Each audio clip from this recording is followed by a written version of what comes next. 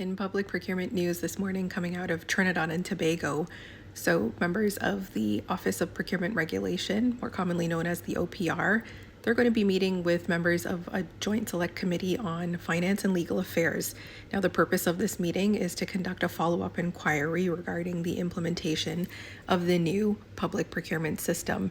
This meeting has 4 key objectives. They are to examine the OPR's effectiveness in executing its oversight and investigative functions in light of the full proclamation of the Public Procurement and Disposal of Public Property Act.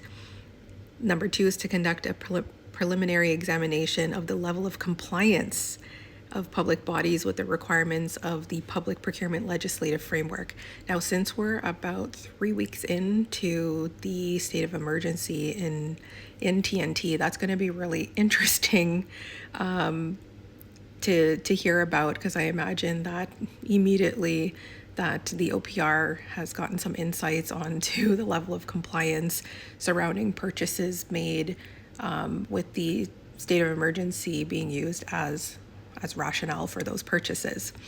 Now, number 3 is to assess the challenges that public bodies and the private sector are experiencing in implementing and adhering to the requirements of the legislative framework. And finally, it's to obtain further insights into the plans, strategies, and initiatives that are being pursued across both the public and private sectors to achieve a higher level of compliance with the framework. And I would be interested to see if the OPR comes armed with some analytics, that is,